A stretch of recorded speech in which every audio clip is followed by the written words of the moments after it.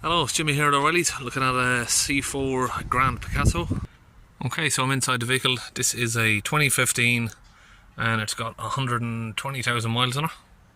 Okay, I've got the ignition on, I've got my launch, Euro Tab 3 scan tool here. Gonna do a scan. Okay, so we're in. Now we'll run a smart scan which will go through all of the systems. This might take a couple of minutes. There's a lot of stuff to go through there. Okay, we can see we've got 1 here in the BSI, 4 in the ECM.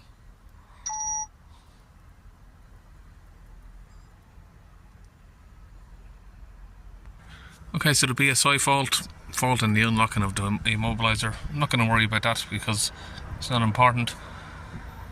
Denox system, circuit, detection of a blockage, detection of a leak. Pressure of the urea fluid is too low. Particle filter detected to be worn. Okay, so away from the codes, we're going to go into live data. Let's have a look. Sorry, let's go back. Make sure I've got all of those codes up. Particle filter is worn. Pressure of the urea fluid too low. Denox system and Denox system. So one says it's a leak, one says it's a blockage, which is a bit contradicting. And we have particle filter worn, which can be just a calculation. This is going to be the biggest problem if it's got a pressure of the urea fluid, so maybe needs a new AdBlue tank because of that. But we'll go to data stream. First we'll have a look at the DPF exhaust line information too, I think. Differential pressure. We'll get that up on here. Okay, we've got that set to millibars. Okay, start the engine up. We have around about 130 millibars of pressure. Let's hold the revs up to 3000 RPM.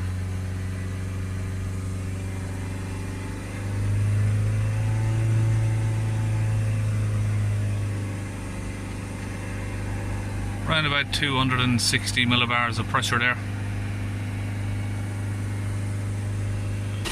I'm not sure if I can hear sort of an air leak. Okay, so I've just taken off the under tray here. I can see there's definitely a leak coming from this area. Okay, so I can see, looking at the AdBlue injector here, it's definitely been leaking. You can see it's leaking out of all around here and here.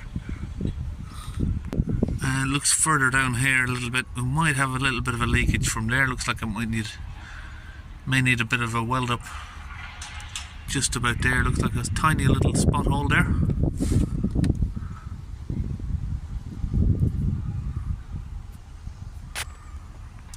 Okay, I think I'm going to get this AdBlue injector off. Okay, so I've got the AdBlue injector disconnected. It just unplugs from the, well, if you could call it a fuel line, and the injector plug there. We take that off. Now this is going to need replacing, this injector. If you look at it here, try and get it in a better position for you there. You see that little strip all the way around, there's pieces of it broken off. It's just crumbling away, and I think that's why it's going to be leaking, because it doesn't seal. It's got sort of like a little metallic sealant strip here that goes all the way around. Of course that one's crumbled away there, so it's going to need replacing. Okay, so luckily enough we've got a brand new one here. Identical match. So we get this new part fitted. Now if we look at the new one, you see that little magnetic strip sort of stuff there all the way around. That's in nice good condition. So to make sure that seals properly, we're just going to need to clean up all the crap from around here and see if we can have a look inside the hole. Does it look clean enough? It's not blocked.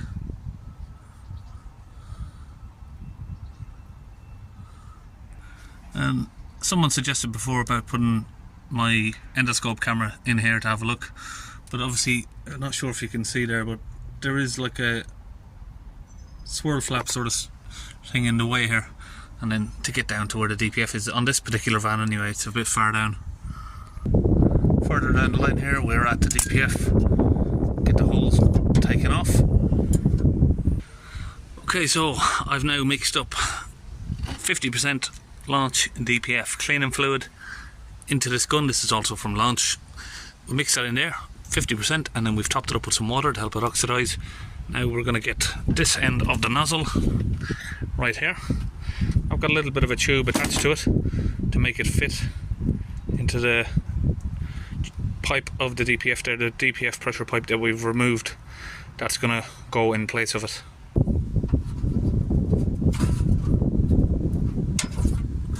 Just like that. Now with that connected, we can just squeeze the trigger.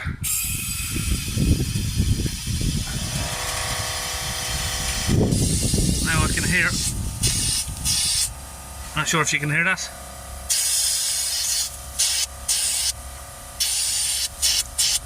So this is either going to need, well, that's either going to need a new catalyst to repair that, or I think the more sensible route would be to take it to some sort of welder, see if they could weld a patch on that. Looking at the engine here, it's also got a leak, maybe from the, I'm not sure if that's a leak from the rocker gasket there or not, is it? Or is it just where it's been having oil spilled as it's been topped up? Okay, back in the vehicle, we'll hold the revs up to 3000 RPM again. Try and keep an eye on this. Try and get in a good position there where you can see. See if that pressure should drop down. I'd expect to see it around about 50 millibars in around that area. So we're currently at 260.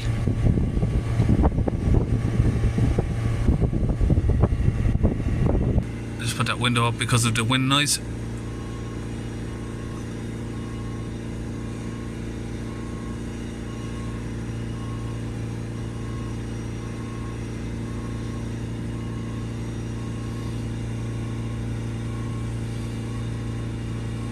It's taking a little bit of time, it's a bit slow.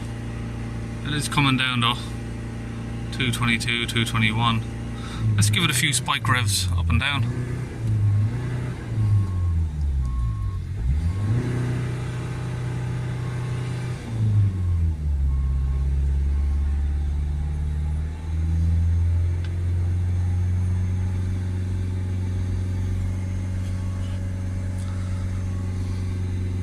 That's worked a bit.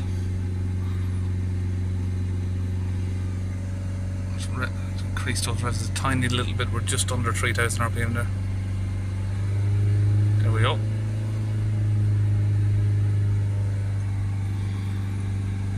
Oh, we're at 180. Okay, that's down to 11 millibars at idle. And I just remembered what I need to check is the AdBlue pressure. Where are we? Denox bleed status, pressure of the urea fluid. Okay, that's waiting. So we're just going to keep an eye on that while the DPF's cleaning out. So we need to wait and see if that goes up above 4 bars. Sorry. If that doesn't increase that pressure, it should jump up to 6 bar and then sort of come back down around sort of 5.5 bar. If that doesn't move, then it's going to need maybe a new tank. What we're going to do in a minute, we'll try and reset the faults as well. We'll see if this works without resetting the faults first, then we'll reset the faults and see if the pressure increases. Okay, there we go, pressurization phase. That's good news, he doesn't need a tank.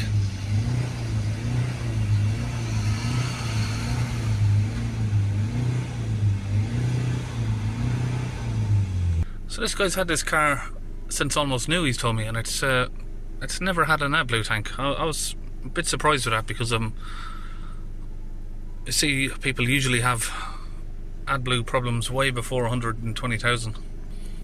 Okay, so that at least busts the myth that I did have someone before comment on one of my videos. He said he was a Peugeot tech and that the AdBlue tank won't pressurize while there's a fault logged on the system for it. So that's obviously not true because clearly there it is, because I haven't reset any of the faults and it has pressurized up. Let's have a look. See, there we go, all of those faults are still there. Okay, so back to data stream. I can't remember where it is. Let's have a look. Distance remaining, there you go, that one before particle filter replacement, 0. So basically the particle filter is at the end of life, or so the car says, because that's just a calculation. Once these cars reach a certain miles and a certain amount of driving, it will just automatically tell you that. So, sorry, let me go back and show you there as well. I've also checked the additive for the, where was that? Exhaust line information 1. Amount of additive in the tank.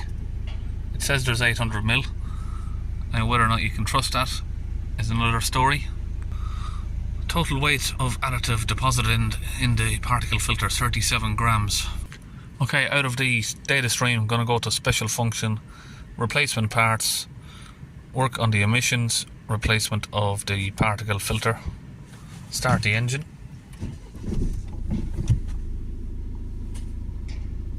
Switch off the ignition, switch on the ignition,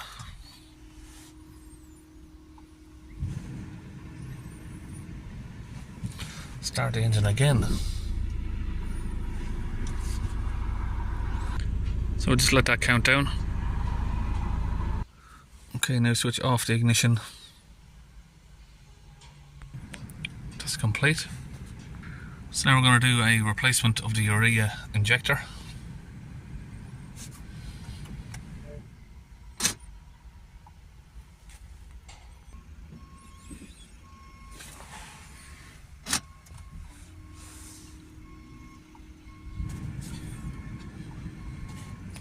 That's done.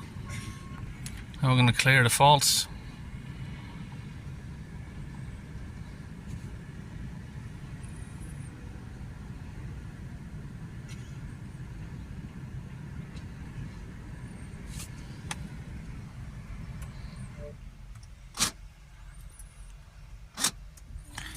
Switch it off, switch it on.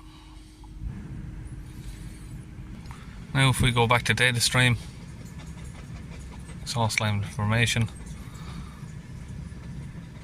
press this one,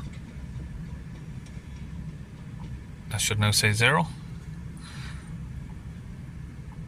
Exhaust line information 2, distance remaining, now we have 126,000 kilometers. Okay, I take the vehicle on a little test drive here. Okay, that test drive's done. Idle on the DPF is now at 3 or 4 millibars. Let's put the handbrake on so I can accelerate it up to 3000 RPM. It's really difficult to get these cars to stay in one position.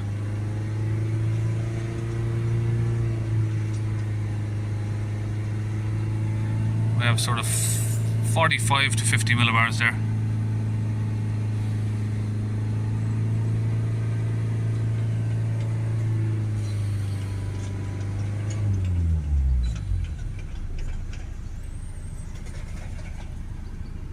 And we're back to 4 millibars on idle.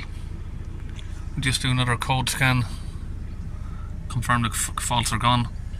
Now I'm just going to take it on a little bit of a further drive, maybe 10 miles or so, and rescan it again. Okay, we're back. Okay, we've done around about 6 miles or so. Check the fault codes and it is still all clear, so I'm happy with that. I'm pretty sure everything's as it should be now. So of course the only other thing was the leak from the exhaust there. I'm going to advise him to sort of whatever he wants to do with that, really. I mean, obviously I know the correct repair for that would be to replace the whole catalyst, but it would be a shame just for that. I mean, you could maybe put a little spot weld on it, close it up. Okay, so with the age and mileage of this car, I thought it was a good idea to come underneath. Rear wheel arch here, we've got the Eli's tank, or the Pat fluid tank, whatever you like to call it, diesel additive tank. That is empty, so we're going to fill it up. Okay, I've got the tank drop down and we have our fluid connected up here. Now I'm just going to gravity feed that down into the tank.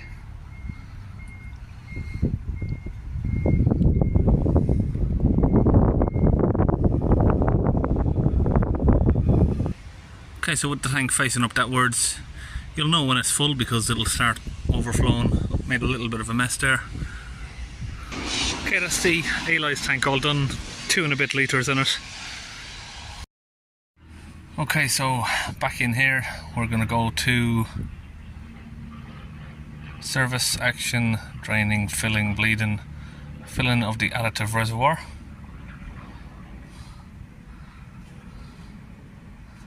That's complete. Switch off the ignition. Switch the ignition back on. Turn it back off again.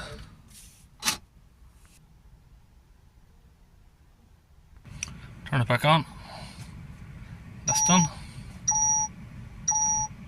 But after that, I think we're pretty much done, and I'll see you on our next video.